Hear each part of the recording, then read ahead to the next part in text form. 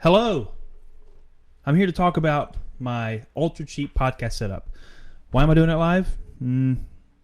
Because I'm sitting here with my live streaming setup, just fresh off of a little stream talking about the camera that I'm using right now. So I just want to get this information out there because, to be honest, I am shocked at how little it costs me to buy the hardware necessary to start a podcast. So let me just go in and adjust a few things.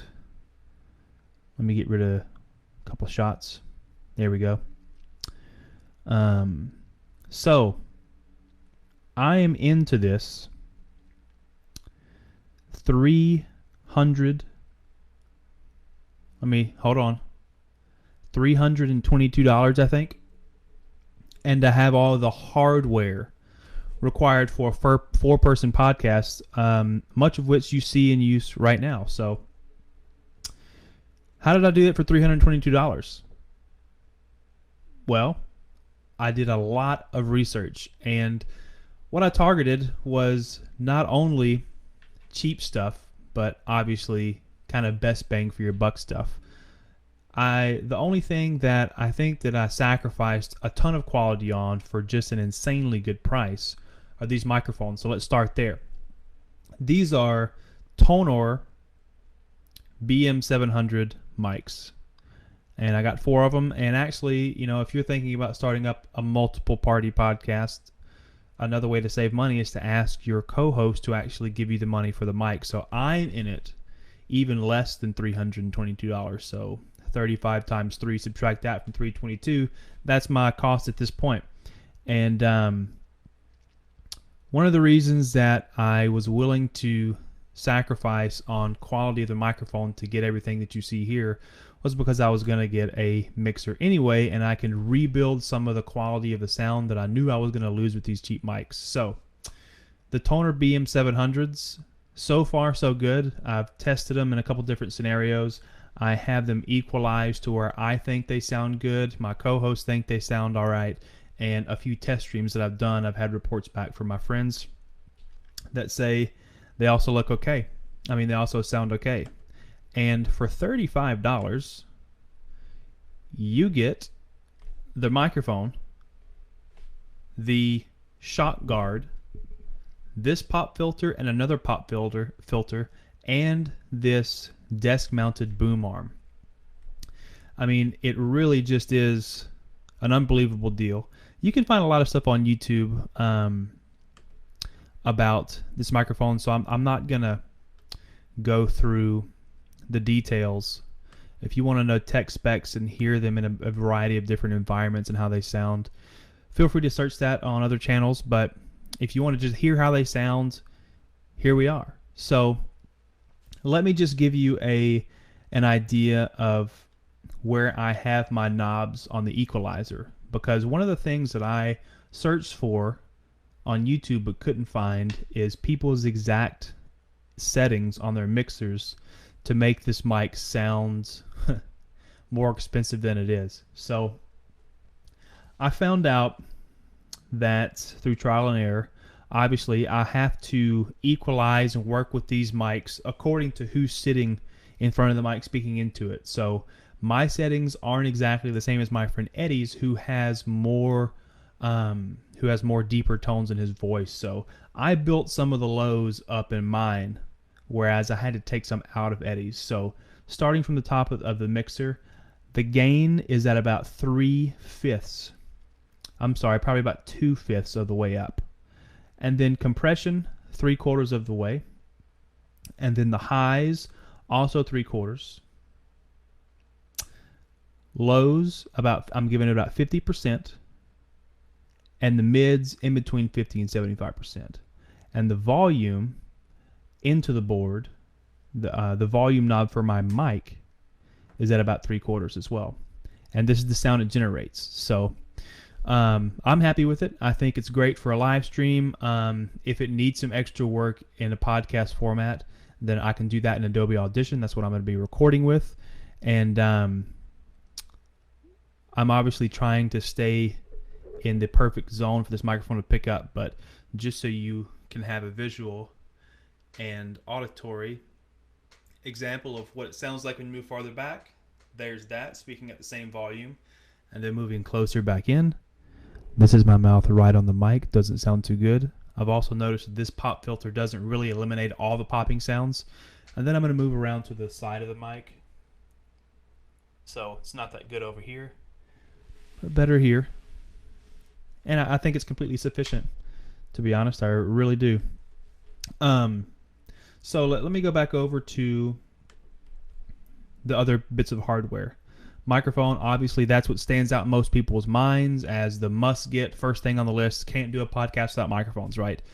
Well, you can get a whole lot of different microphones, but since I got an XLR mic, I wanted to spend a little extra money and get very nice XLR cables. So not a crazy amount of money.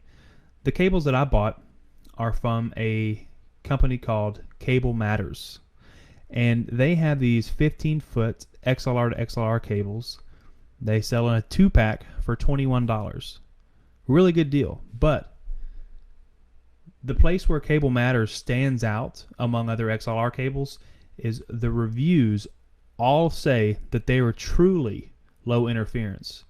Now with cables, and especially XLR cables with instruments and vocals and high quality production, you really spend money to have the interference of the surrounding electronics not interfere with a clean audio sample. So these cables, even though the price is so cheap, they really are geared towards that. And people that have been using these cables for years and buying extra sets and extra sets and replacing them year after year all say that these cables truly are low interference. So Cable Matters XLR to XLR cables is what I'm running from the mics to the mixer board.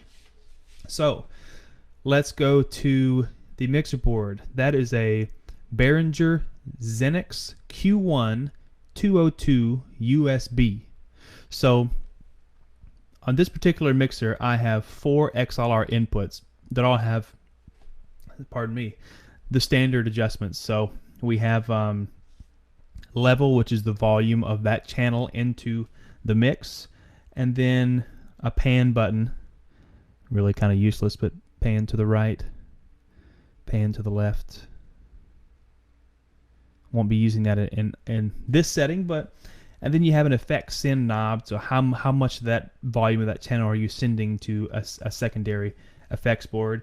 Then you have your typical lows, mids, and highs, and then you have a compression, and then at the very top you have a gain. So you have all those controls on 4 different channels, XLR channels.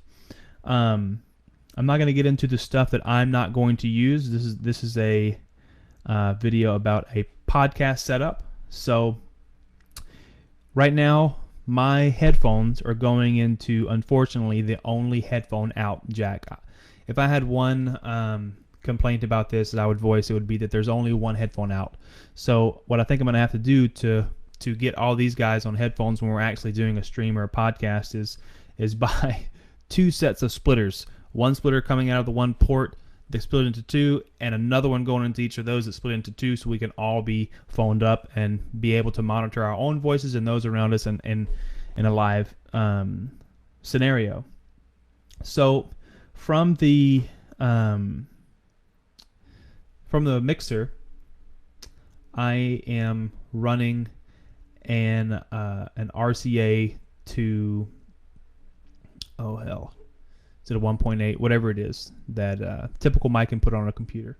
So to run it out to either this laptop or maybe my iMac with Adobe Audition running to actually record the audio for later editing and stuff.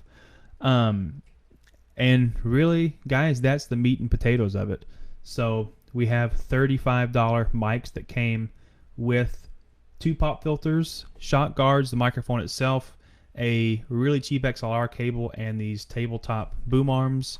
We have 4 XLR cables of higher quality at a cost of about $10 a pop. We have a Behringer mixing board, and then we have an RCA to 1.8 or whatever it is cable to actually run into my computer to record the audio. And that is actually more than sufficient. There are probably ways, well, I know there are ways to get away with a cheaper price tag for doing a 4-person podcast, but for the level of control that you have here, I think $322 is just about unbeatable.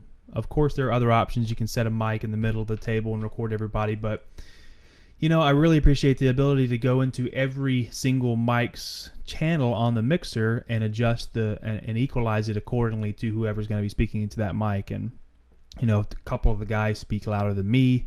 Actually, all of them do. So, you know, my channel will be able to be louder and theirs will be quieter, and the end result for the listener at the end will be, I think, a better experience. So if you are interested in getting into podcasting and want to do a budget 4-person setup, I mean, we haven't gone live yet, so maybe I'll stick my foot in my mouth later, but I don't know a reason yet to not pursue these options. So I will type everything that I've covered into the description, and hopefully you can hop on over to Amazon and check the prices and get yourself a budget setup. So that's all for me, guys. Thanks for stopping in.